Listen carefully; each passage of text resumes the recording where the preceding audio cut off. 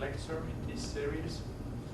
And in the first one we were up to have a picture concerning how is the situation in Finland concerning psychiatric system and what is the background of starting to develop another kind of psychiatric system, focusing a lot more on having families involved in the treatment and focusing on having more psychotherapeutic services for people in most severe crises, and especially focusing on the idea how the idea of so-called need-adapted approach was developed. And the need-adapted approach was a very important step also in the practice which we started to develop in Tornio, in Finland, in Lapland, since early 80s. And in this need-adapted practice, we learned the idea that every treatment response should be adapted to the specific and varying needs of families and clients, instead of thinking that we have ready-made programs that we can apply as a program from case to case. So,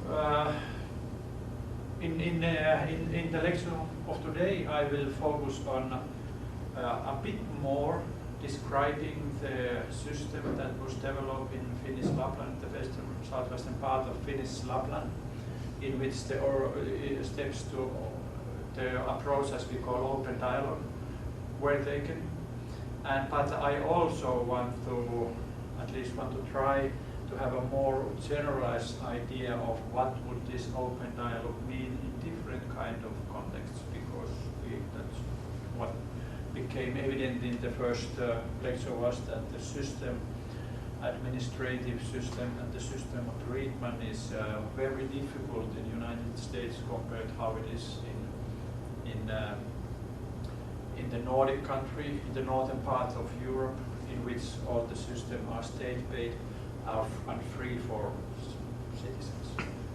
And what this means that the decisions of treatment are entirely done by the clinicians. There are no other third party involved as insurance to decide what is the amount of and what is the form of treatment to be done.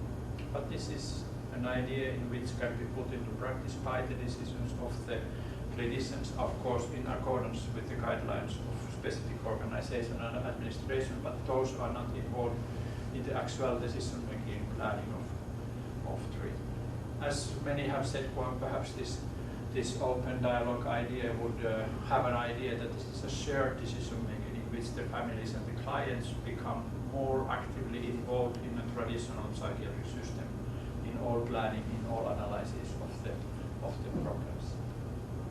Also compared to the traditional systems, so that the decisions, of course, are made by clinicians, decisions are made by the doctors in charge, but in this system all is done in the presence of the patient and of the client. The idea was started to develop in Lapland, in Tornio, early 80s. For instance, I started to work as a clinical psychologist there in this small hospital, mental psychiatric hospital, 81. And at that point of time, we already have one doctor in chief psychiatrist. His name is Jyrki Keränen, who has been there for 1 year before and initiating this acute treatment in this hospital.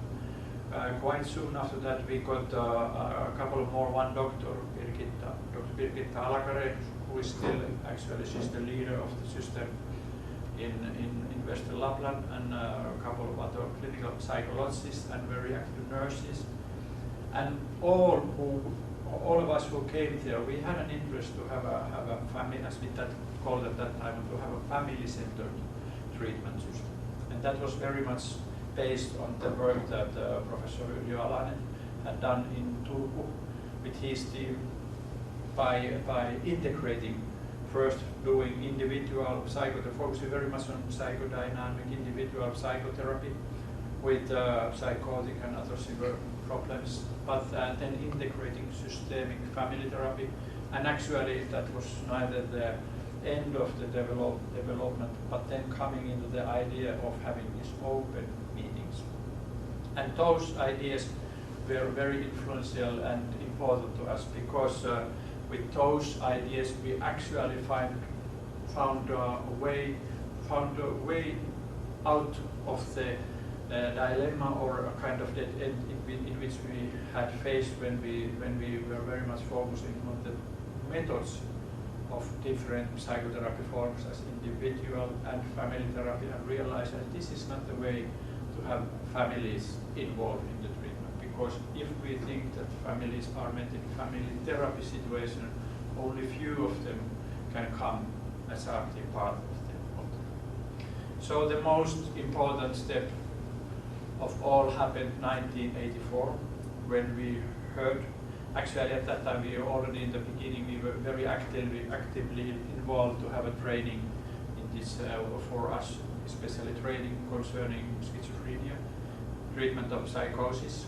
And we have a series of training weeks, and one of those weeks, summer in August '84, was very much focusing on this need-adapted idea, and that was the time we first heard of the idea of having these open meetings in which the patient is involved from the very beginning, and in which the families are always invited when someone is hospitalized or when someone is in need of any help.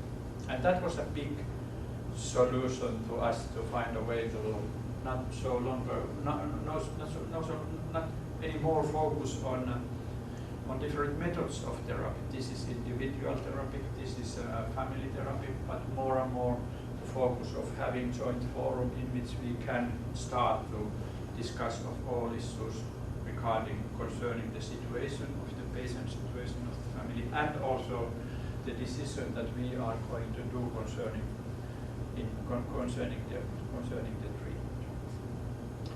And this open meeting actually changed everything. It also changed our organization of the system, because we totally gave up professional staff meetings for planning the treatment, and only started to have open meetings with where the patient was present.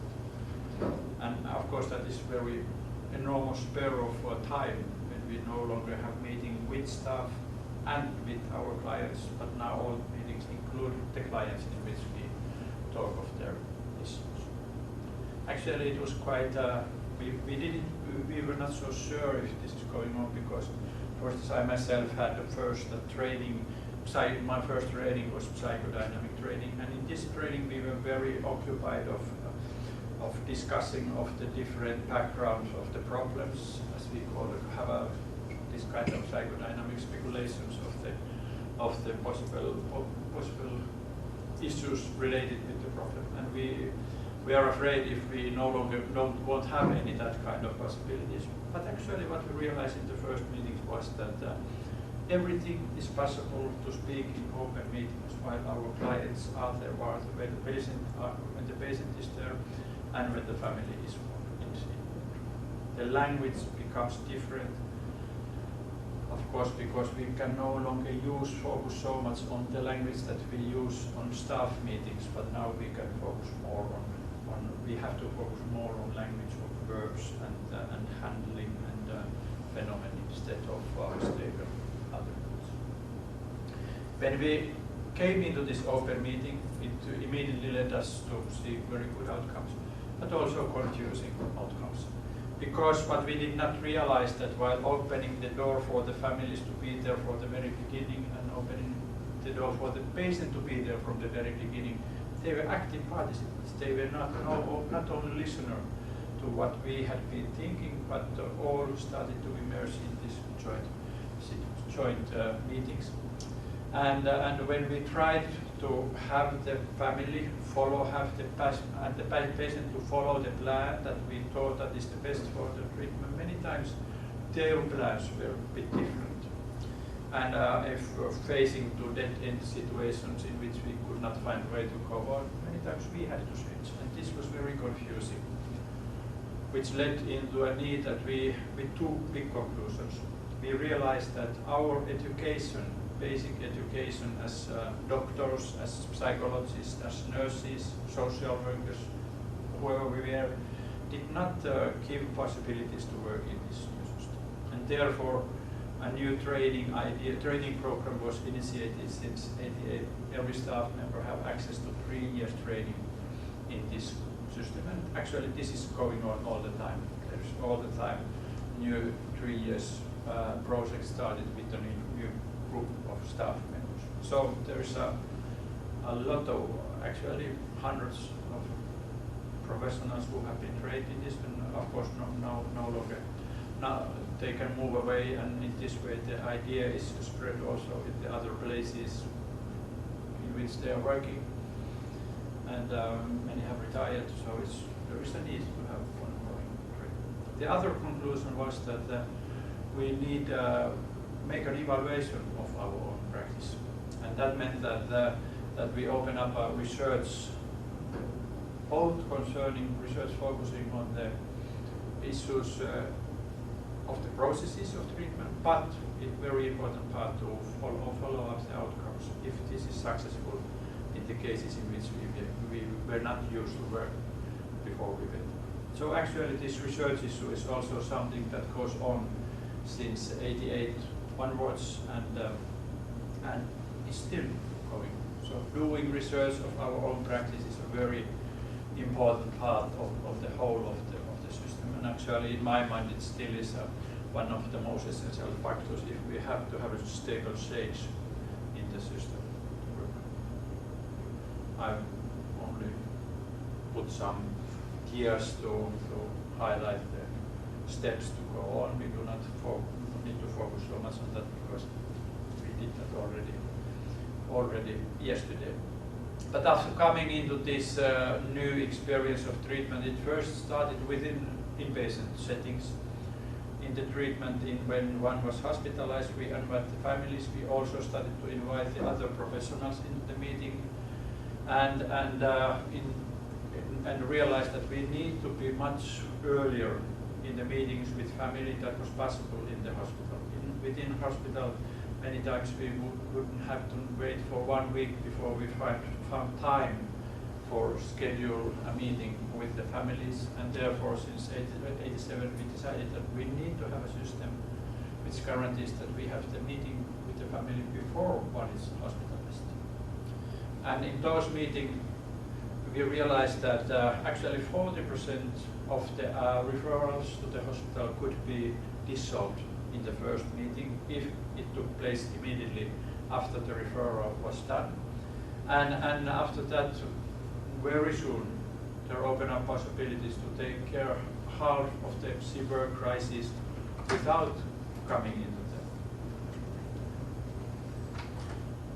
And that led us to reorganize the system entirely for the psychiatric system in this area, focusing of organizing mobile crisis intervention services, first having mobile crisis intervention teams since '89, '90 onwards, and after that more and more concerning the entire treatment system and entire treatment facilities. And one part of the studies, the research we made in the middle of '90s, '94 to '96, analyzed that what would this new method, new idea, new approach mean in treatment of first-time psychotic patients. And we made a comparison. We took all the patient records of patients who had been admitted into the treatment and made a comparison between the admission that happens between '85 to '89 and the admission that happens from '90 to '94, because we thought in '90 and '94 we already had this home treatment idea put into practice. And as a part of one part of doing a kind of analysis, content analysis of those 3,000 patient records, we came in to find out the kind of optimal principles. How does it look like to have an optimal way of helping the people in this new system?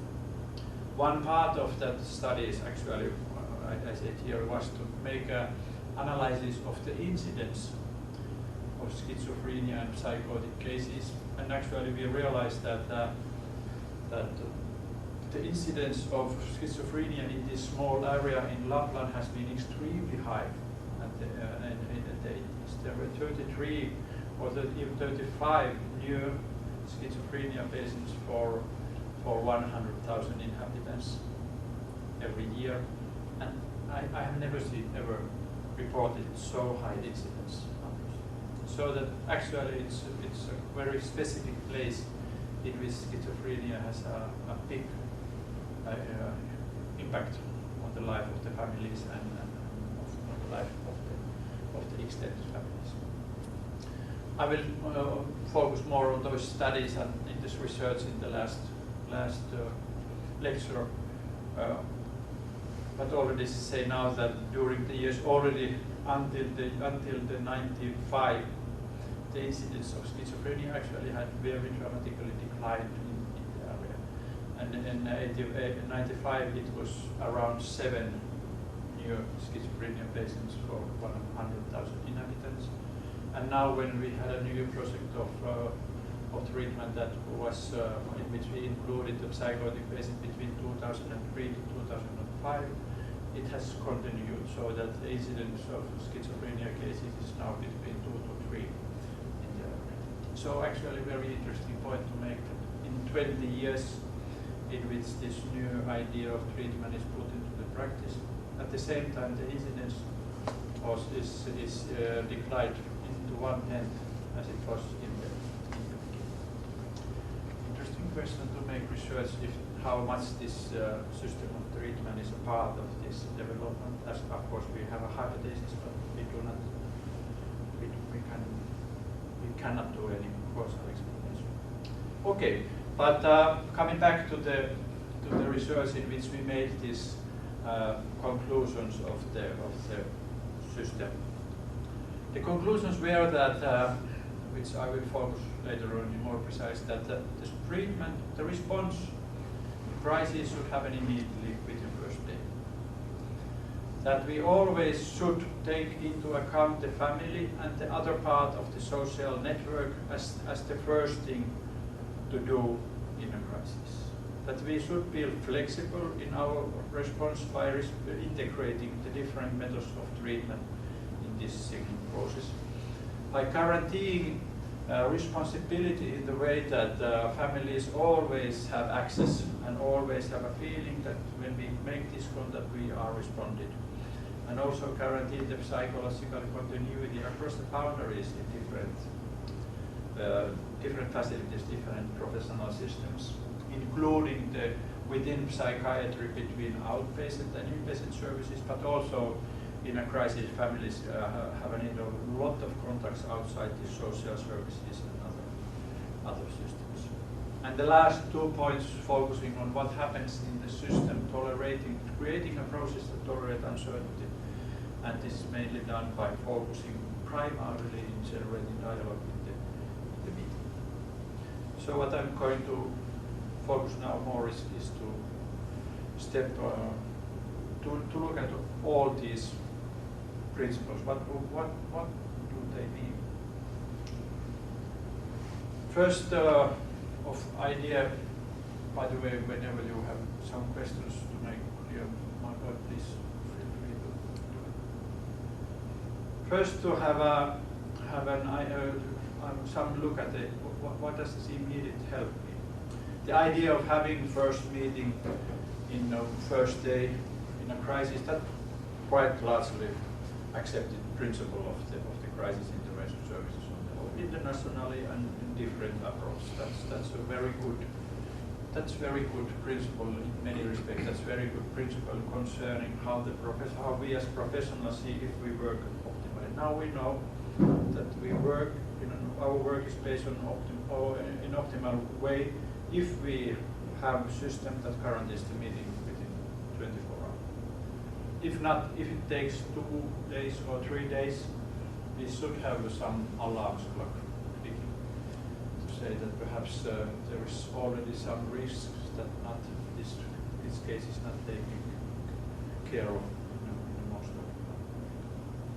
And at the same time, there is also the ask to have crisis intervention services available all day round.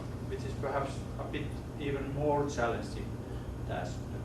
How to organize crisis intervention, and now I mean not whatsoever crisis intervention, but special healthcare crisis intervention services that know the substance in psychiatric problems all day round. In Tornio, this was organized in the way that the crisis intervention center for the population is located in the hospital. And it means that during evening and nighttime and weekends, the crisis intervention services have taken place in the hospital. So the nurses in duty, there are also crisis intervention services for the population during nighttime. They know that as they task. So the first meeting is at the hospital? It can be if it happens, if there is a need to have the meeting in the nighttime or a weekend, and if the nurse in duty know that I cannot go outside, they can have a meeting in the hospital in the middle of the night if there is a need. Since I came in late, you may have already covered this, so I apologize. But when the crisis comes to the attention of anybody that could say we need to attend quickly to this, how does that get to the system? Is that how does an individual present with a crisis? Yeah. Okay, we will come back to that idea, so that we are just in the opening of describing. Because of course there are many different possibilities and options to do that. People can make contact to the crisis. There is crisis polyclinic within the hospital. Directly contact to the crisis polyclinic, and there is no need to have a referral first to have the access to this. Or I don't know, perhaps at that point of time when we made research, about half of the contacts were taken, or a bit more than half was taken by the doctor and other professionals from outpatient services who already had a contact with the client, and 1/3 of the contacts comes out from the primary care doctor who had met with these clients so there is at least these 3 points of access from making first contacts, having a referral for primary care, and having a referral from the therapist with whom I already have the contact. This crisis service is actually a very important idea on the whole, because it's a kind of support system for the psychiatric organization. It's important for the population, of course, they know to have a contact, but it's at least as important for the staff members who work in a home visit, for instance. If I'm in a home visit at 4 o'clock in the afternoon and we meet with a family who is in quite a critical condition, now we know. We can make a call to the crisis service and inform that there is this and this family who have your number, that it may be that they may call during the night time. It may be that they have help during the night.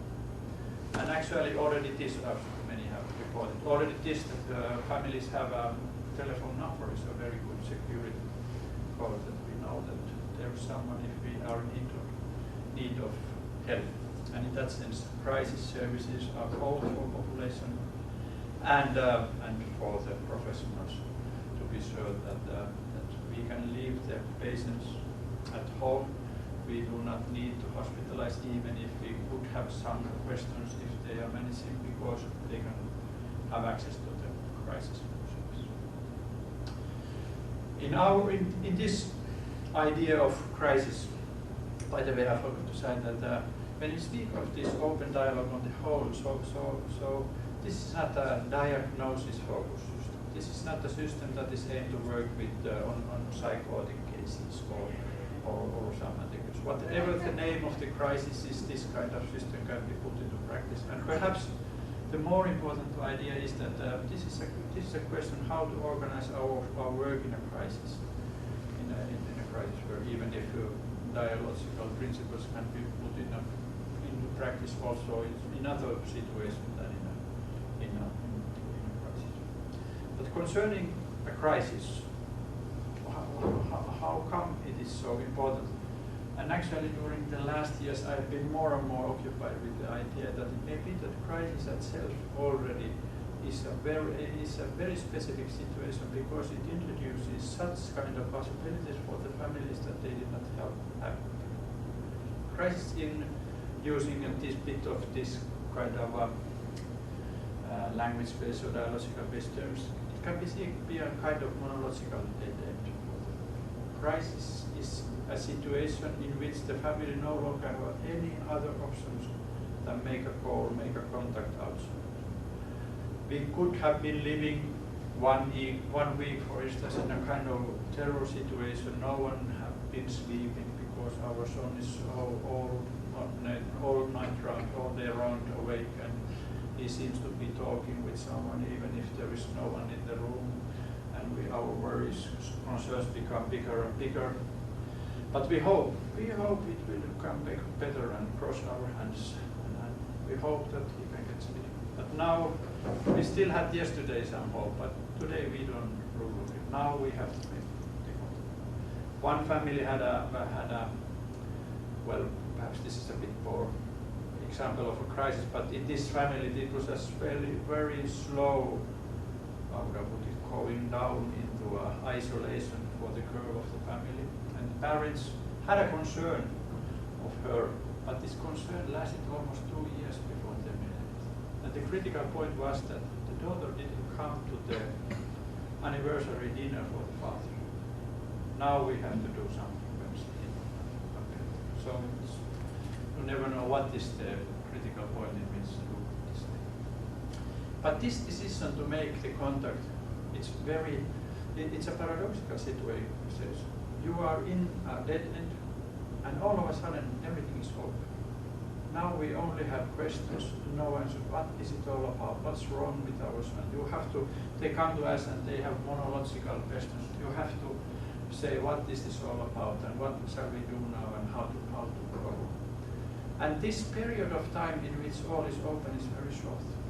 It's 1 day or 2 days. In psychotic crisis, in cases in which some family member have become psychotic, it becomes visible that in the very first contact, the one who, for instance, have hallucination are open to speak about those hallucinations.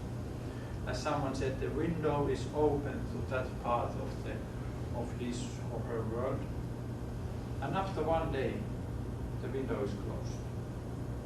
And we as professionals, we know that there's something wrong. He seems to be speaking to someone, and when we ask, do you hear some voice that we don't hear? No, I don't hear any voice.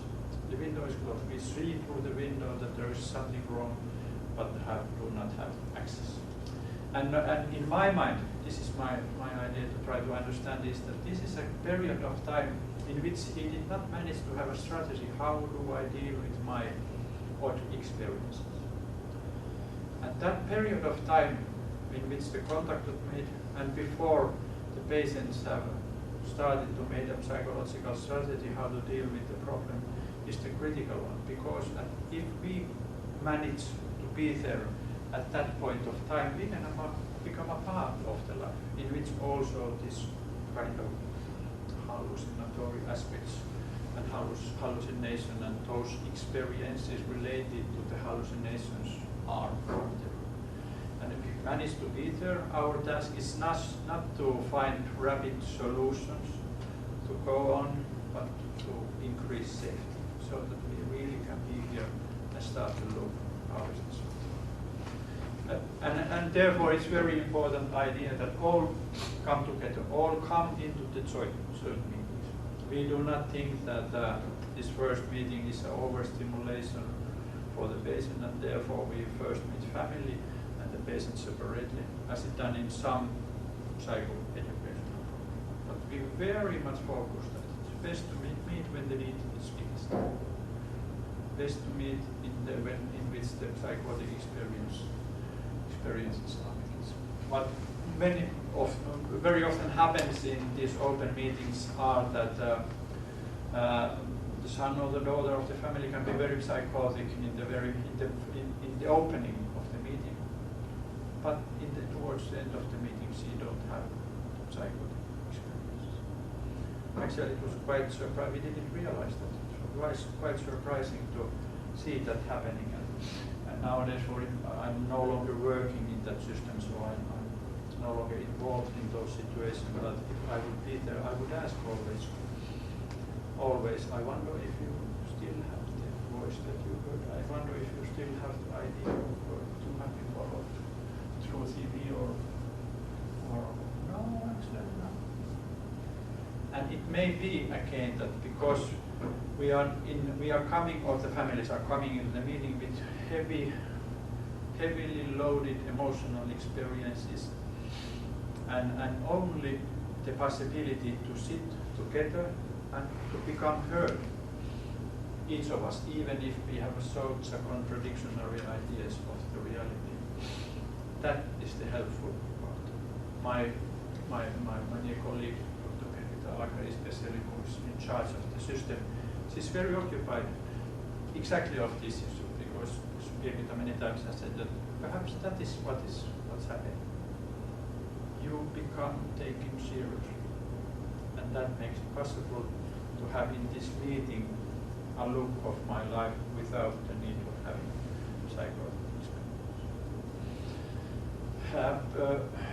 Concerning psychotic experiences, what we learned especially in the research project at the 90s, in which patients were not medicated as a first action by the team, but because we were a part of a national Finnish research project, and the task of this project was also to find what is the place of antipsychotic medication in the treatment.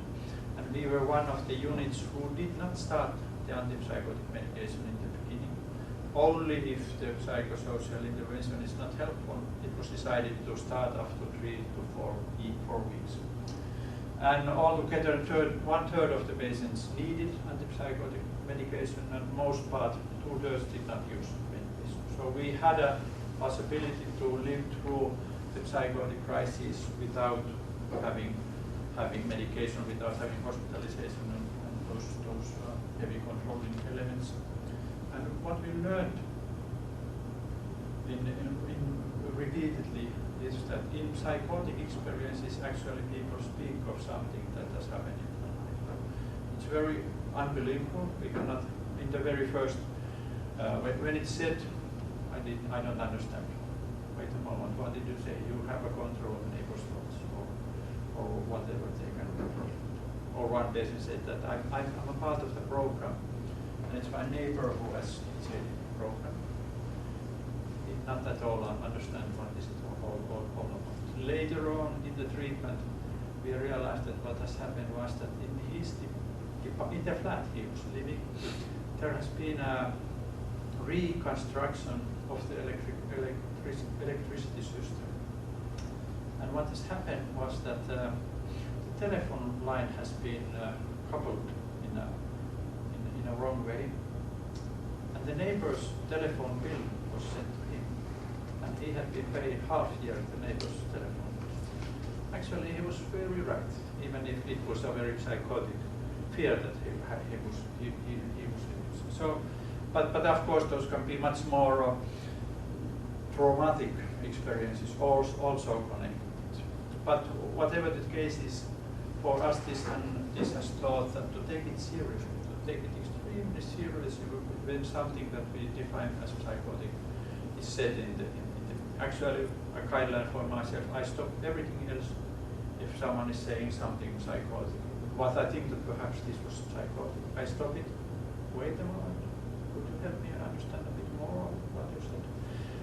With an idea that perhaps exactly at this very moment there is something concerned of something taking place which is in some way related of the basic experiences behind having a need to react in a psychotic situation. So in this sense, the one who is psychotic reads something that is not reachable for the other family members, and it's about very valuable for all of us. And of course, this is not to say that we want that psychotic experience going on longer than needed. That's not the point, but the point is not to focus that as a primary task, because at the same time it can be very terrified emotion, but at the same time opening access to some things of life that never before were. The patients can reach something of the notice also in the way that they often focus on emotions that very seldom are spoken in families. Of course, negative emotions or issues that are handled, and this is not have nothing to do with being psychotic or not.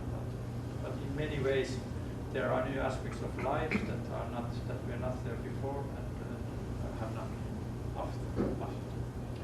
One father, for instance, in which the treatment of the daughter were not at all successful in any ways, but the father nevertheless said that I have learned to speak.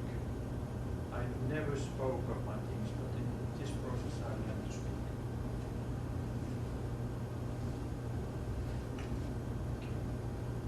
Perhaps one point of this immediate help. It's very fruitful to have the first meeting within 24 days. But my work as a clinical psychologist has been mostly focused on working with chronically ill psychotic patients.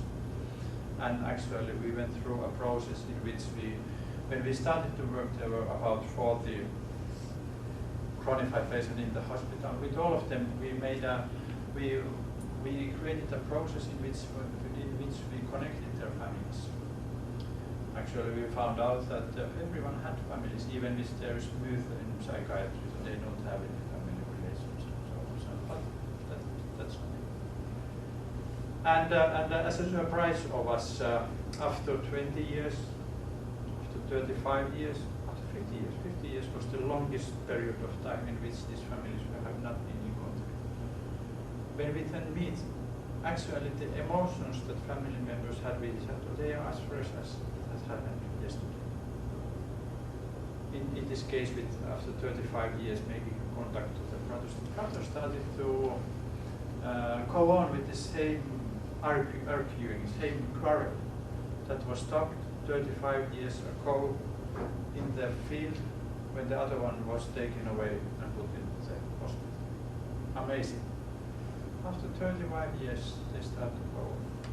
And many times for families, becoming a chronically ill patient means that those emotions are deep frozen, but they are there. Immediately when we open the door of the refrigerator, they start to smell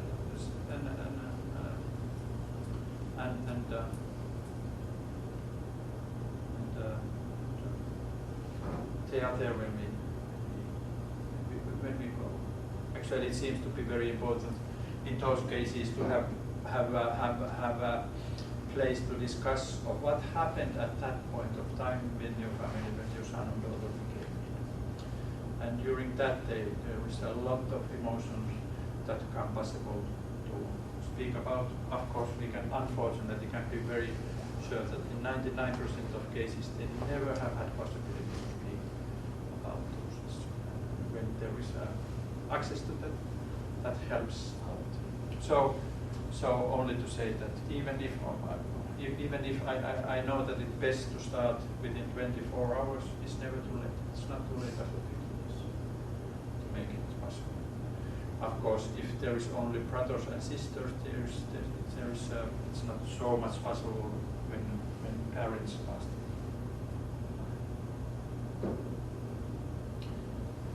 The second idea is to focus on social networks. By the way, I said in the beginning that I will focus on what happened in Tornio, but also what is a kind of generalizable ideas on the whole. And I definitely think that this immediate help is not at all any local question in Tornio, but in every treatment, so that should be my focus. I have a very strong, I'm strongly convinced with that our system should be organized in ways to prefer crisis intervention. Of course, not forgetting the other services, but having a starting point in crisis services.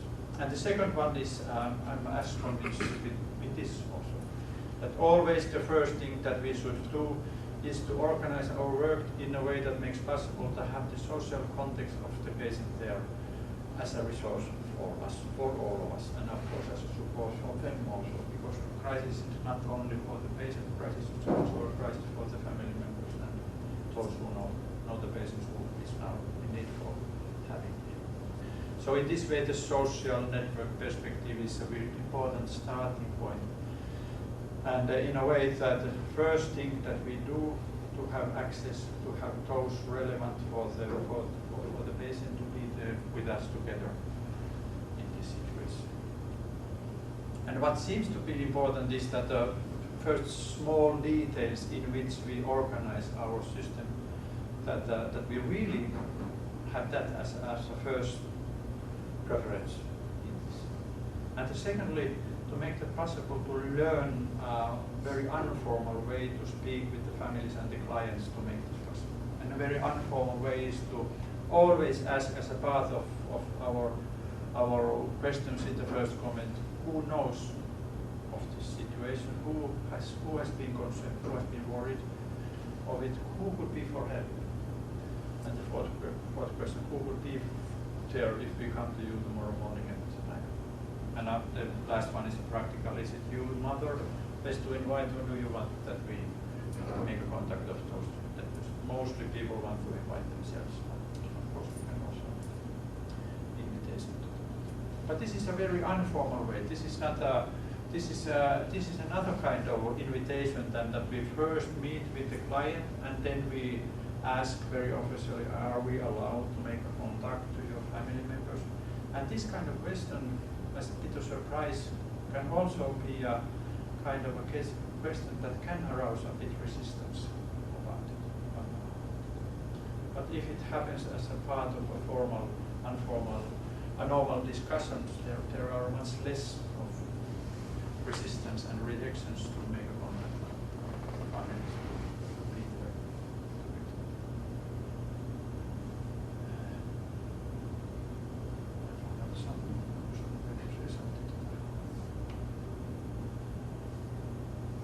Well, perhaps. These questions, who knows about, now I remember. The idea to be there for the first time, as an example, for instance, what happens in Tornio in the psychiatric hospital, if it is the case that someone comes into the ward during night time, they usually, most often, they have someone who follows the patient, some family members or friend or someone else. And what the nurses in duty they do, they say to the family that they look at the schedule for the day in the ward and they notice that tomorrow at 2 o'clock there seems to be a free place for a meeting to you. Please, welcome to this meeting. And they don't wait for the next morning to first have a meeting with the family and then ask the family, are we allowed to make this contact? So this is an example of some details that seems to be very important to make this possible. If we have, especially if we ask after 3 meetings with the patients, if I would be a patient and I have met with my doctor and nurse and I have had a very fruitful discussions, why should I bother myself to invite my family members into these meetings because I know that there would be emotionally loaded issues that we have now over. But if it happens in early phase, those kind of questions are not there, and actually the meetings do not focus so much. They are not so stressful as you can feel if you are asked in a nice place to have the permission. Please. So are you asking the family member who comes in with the person who's coming into the hospital? Yeah. Or are you asking the person who's coming in if it's okay to invite? Yeah, of course they are both there. The one who is going to admit and the family who stay there and the nurse in duty, they decide tomorrow. Together. Yeah, together. Tomorrow we have the time for the. The second part of the social network are the other professionals in which the patient. Of course, the question is always, I wonder if in this crisis you already have had some contact to someone, or I wonder if you previously know someone else, and would it be okay to invite those also? So I have the professional network in which who is a part of their life to meet. This is also a very important part because for the professionals, a new crisis also can introduce options that were not available or visible before that. If, for instance, many experiences for myself, if there is a drinking problem, and someone starts to decide that I no longer am solely dependent on drinking, if we forgot to invite some relevant persons in his professional support system, the person and the system still goes on as the drinking problem is as severe as it was, even if the other part of the network already have learned something new. And unfortunately, that can resist permanent change in the life of the person. So for many, in many respects, coming together in a crisis is very fruitful for the private network and for the professionals. Who are the private networks? Again, it's quite important to follow the idea that there is no ready-made rule. This is always those people who should be. But of course, we can say that family members are perhaps always relevant, at least to have a notion what are the role of the family members, but also be modest to open up to outside the family, the extended family, but also fellow workers, schoolmates, neighbors. In this research project in which we have a systematic review of all that, what happened was that when out of 90 or 80 cases that we followed 5 years, in 11 cases there had been some part of the outside network, schoolmates or working or employees, workplace, and fellow employees, and so this is perhaps an illustration that in actually more than 10% of the cases they can be relevant, and in all those cases actually they have an important role in the recovery. When I speak so heavily on this first focus on social network, I don't have any preference concerning what is the most important treatment method. So working with network and family more important than working individually, but this is the order to go on. Before we go into individual meeting, first guarantee that we have the social context there, and then we have a much more freedom and openness to choose whatever method we use.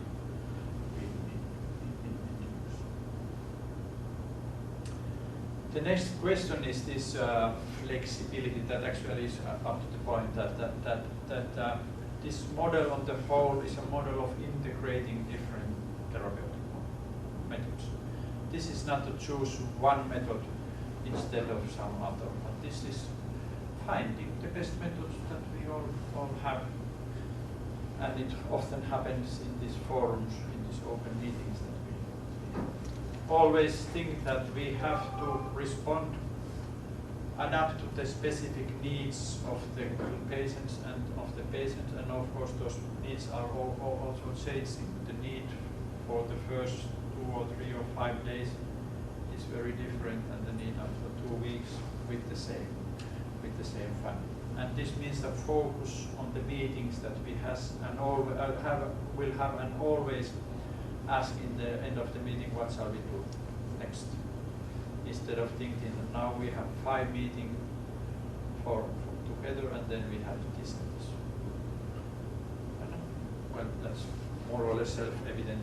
Some can take best use of individual talks with the therapist or nurse. Someone can need much more occupational therapy assistance. Someone needs medication. Someone needs to have hospital treatment for 2 days to have sleep and safety and so on. So there is no ready-made model based on the diagnosis. Are there any principles that guide those choices?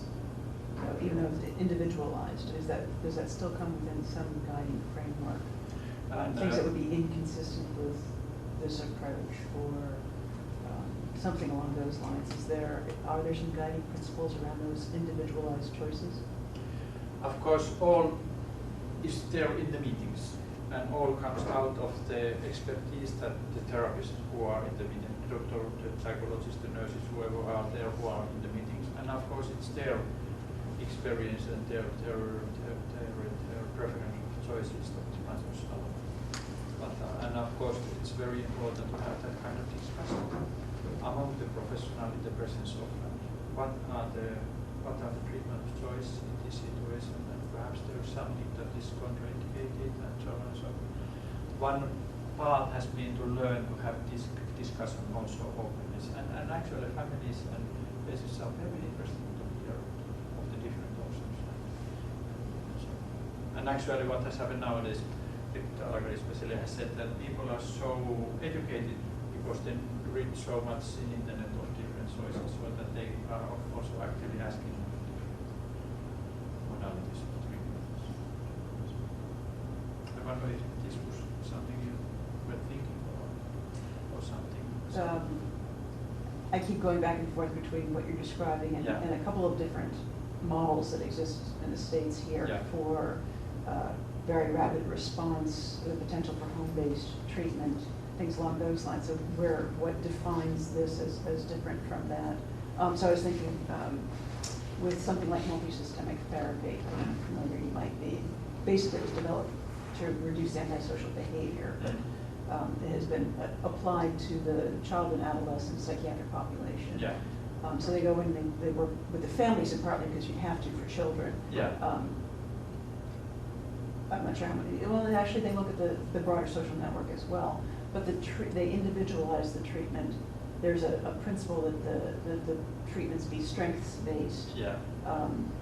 I mean, so they've outlined some frameworks that those treatments be as much as possible the strongest evidence base out in the scientific literature. Yeah. So so there are a couple of frames that they put around what they try. So I was trying to get a sense of whether there were similar things here. And this is not the way to organize here, because really, as I meant, all the choices are made in the meetings by the ideas, and there are quite few that kind of manualized programs for the people. There are, for instance, ongoing family groups in which the parents or sometimes also together with the patients are given option to take use of and so on. But they are very, in Tornio area, there are very few that kind of manualized programs as multisystemic therapies, for instance. I know that. But I don't see why those could not be a part of this system. What is important is that we first come together in a crisis and perhaps guarantee that we have those crisis meetings for as long time that the crisis starts to be solved. And during that process there is also those other choices that become adequate and actual choices. Mobility is of course the big issue here, so that perhaps Tornio is a quite in an extreme end to that. They almost always are proposed, we would very much like to come home, and if they accept that, that's okay. If not, that's also a meeting point.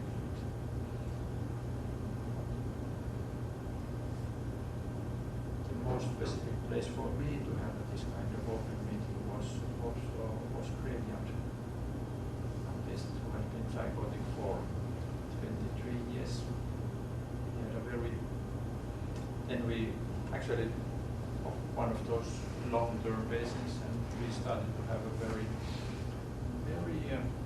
quite dramatic meetings with the family, and he was happy to have a very compassionate nurse to help him, and all of a sudden one day he woke up of this psychotic dream, and he started to ask, how is my cousin Lisa, how is my mom, this and that, and learned that they have moved to southern Sweden, they have died already. And then he asked, next time we come, I want that we go to the grave. And then we went from one grave to another and have a bit speech with those who had passed away during this. So you never know what is the best place to have it. Okay, then focusing of two aspects that definitely have been the most difficult one for the system.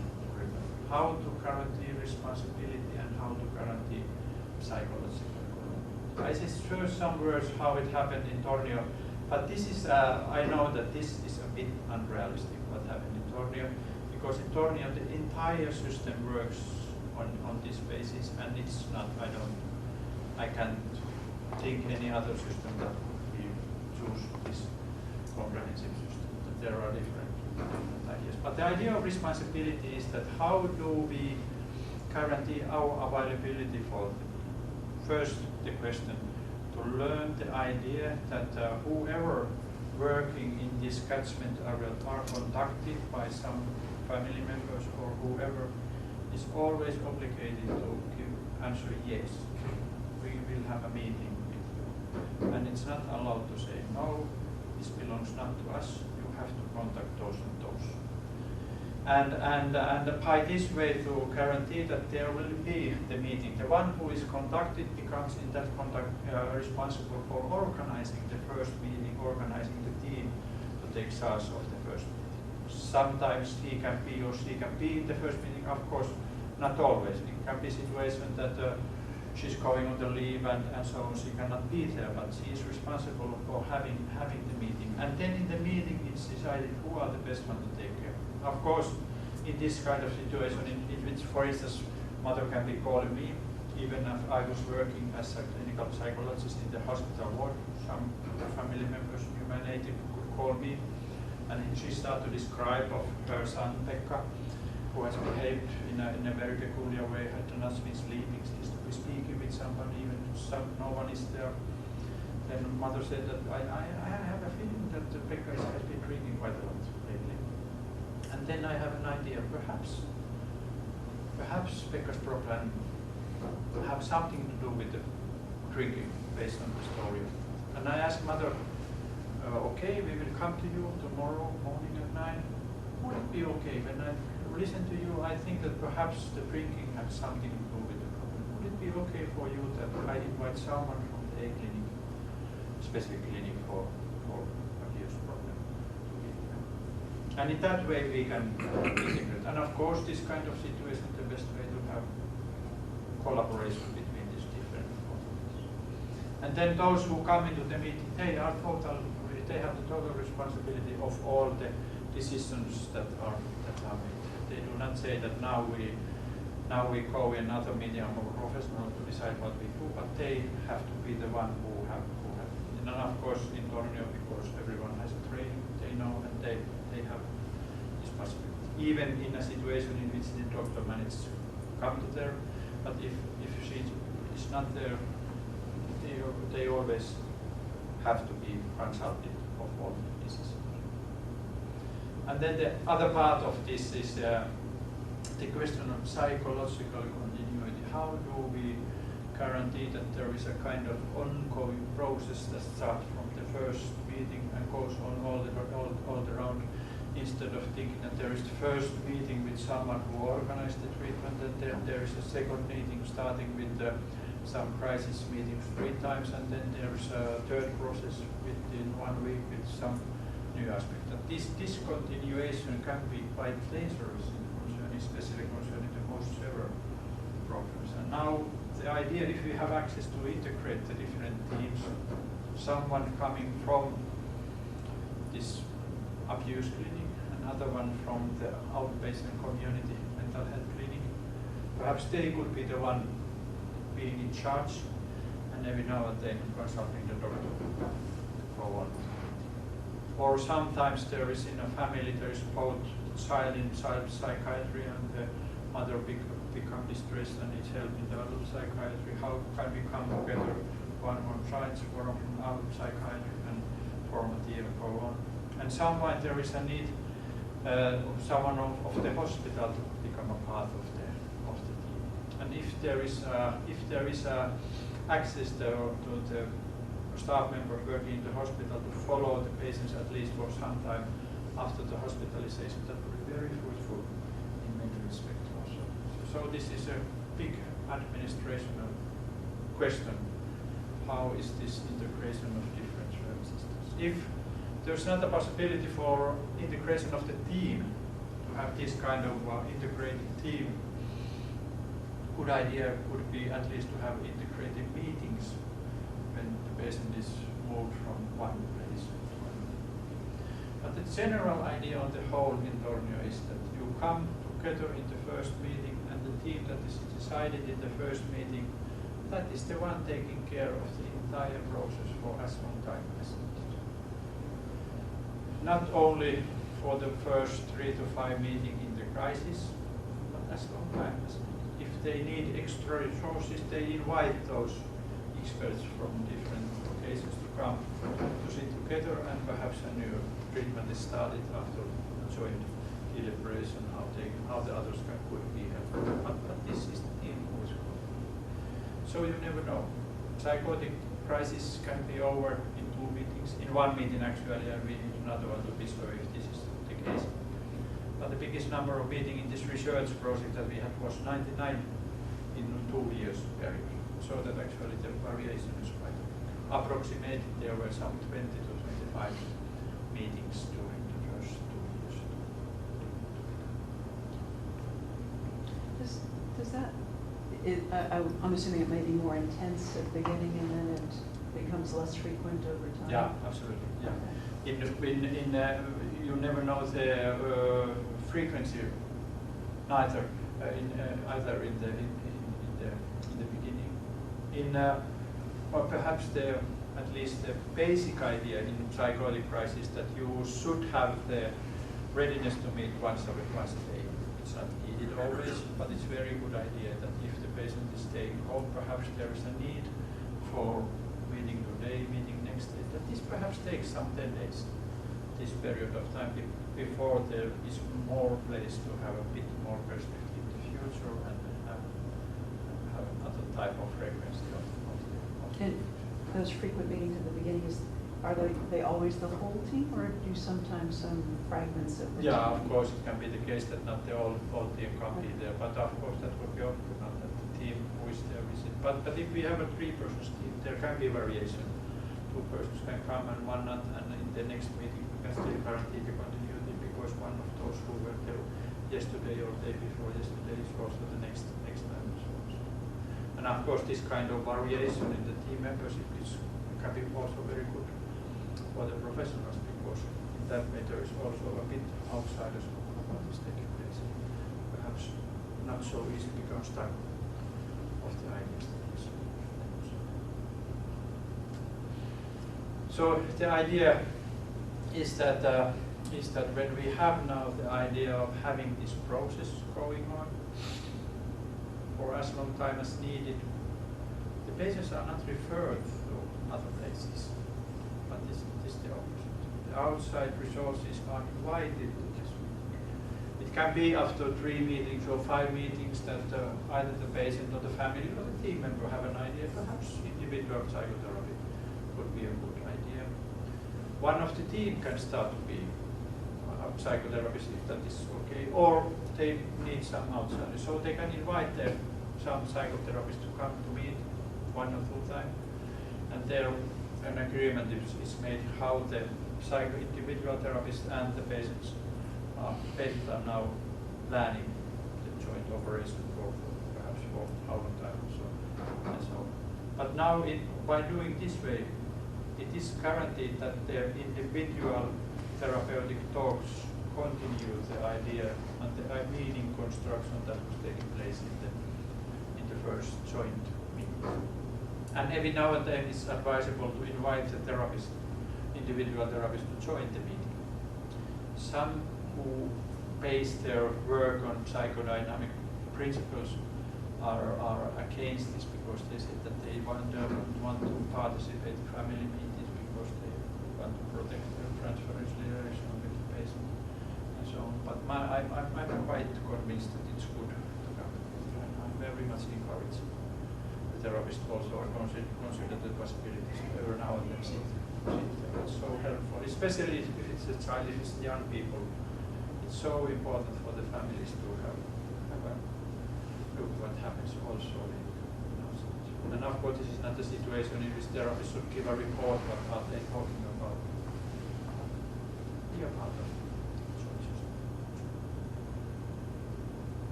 These first 5 principles, having immediate help within first days, focusing on the social network, being flexible instead of having ready-made program, guaranteeing responsibility and psychological continuity, they are the practical guidelines. Sorry, now I realize that I forgot to say some words of it. How do I think would be realistic in other contexts than that happened in Tornio? And especially thinking of this this making possibility to guaranteeing the responsibility. I suppose that what is needed is some kind of acute teams in our areas, catchment areas. We know that if I'm contacted now, I can ask for help from that acute team to come and have the meeting together, and perhaps I can be there. So that's the way to organize our work in a more traditional system, that and in a system in which we do not have the entire responsibility of how the treatment is organized. And of course there are different options to have these teams, acute team, home treatment team, and so on. The last two of the principal focus on what happens in the process.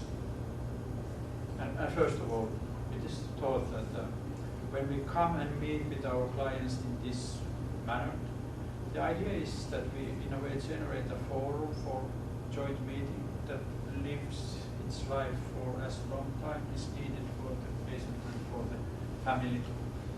And this is first done by building up safety for the family. The first thing that I think that is for the therapist and for the professionals is to guarantee safety for the family who is in crisis. To safety in a way that they feel that they are not abandoned, they are not left alone in this crisis. And this is of course very much a question, how tightly they are met. Are they given telephone number in which they can make contact during night time, during weekends when the therapists are not available?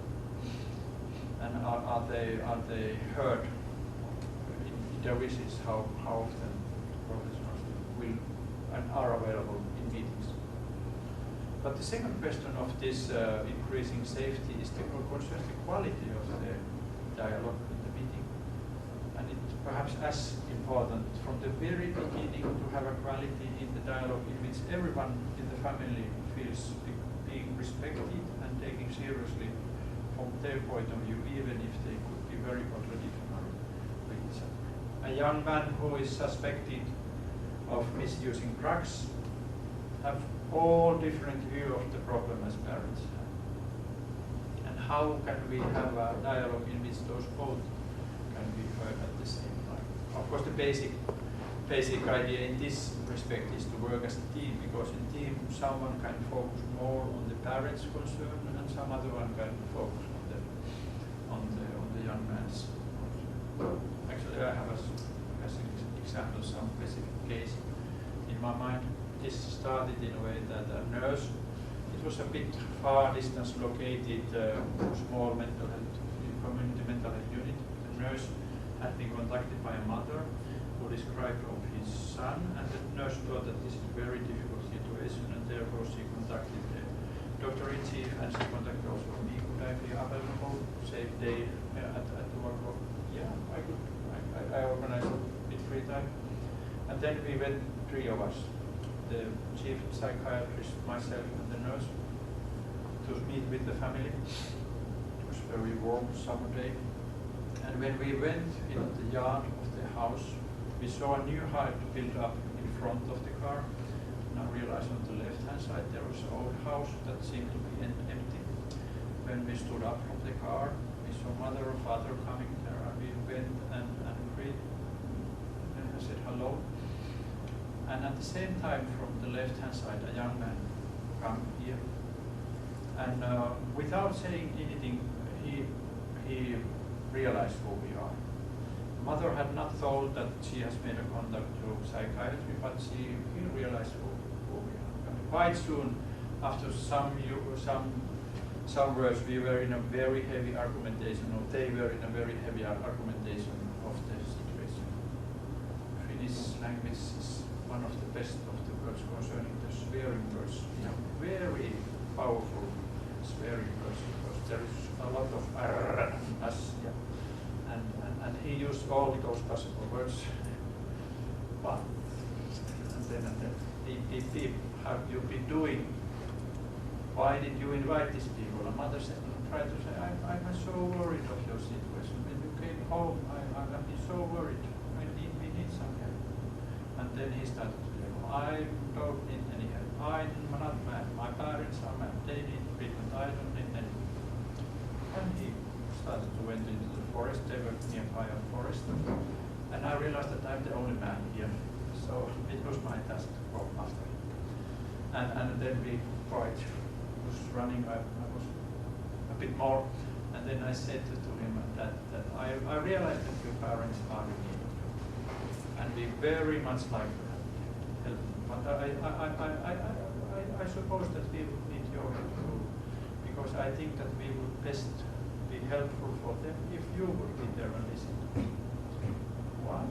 This was something that he became curious, and then we could make a deal. Okay, we have a meeting on the yard, and you can be there. You don't need to be a part of our discussion if you only are there and listen to us. And that was the way that happens now in the first meeting, actually in the same way next meeting the day after. And already in the first meeting, I realized from the very beginning that it's my task entirely focused on the perspective of this young man in this situation. And I could rely that the doctor and the nurse, they take care of the parents. I don't have to care about the situation. And already in the first meeting, we could have some discussion between us in which I commented the situation from taking account in the son's perspective by saying something like, I fully understand how difficult situation it is for the Matt, because he had been working 2 years already, and now he was hired and needed to return home, so it's a quite catastrophic situation. And my colleagues commented the worry or concern of parents, and something that is not possible in the family to have discussion about, that was possible to have between us, and we had these different perspectives. So in this respect, working as a team in a severe crisis is, of course, definitely the one that we need to do. It's not good to work alone. Alone it's almost impossible to think that I could take into account all these different kind of situations. When we are on the way to build up this kind of system, we focus on the idea that we can tolerate the time in which no ready-made solutions are available, and actually we do not heed up to the decisions, but the decisions and solutions comes out as it might. One aspect is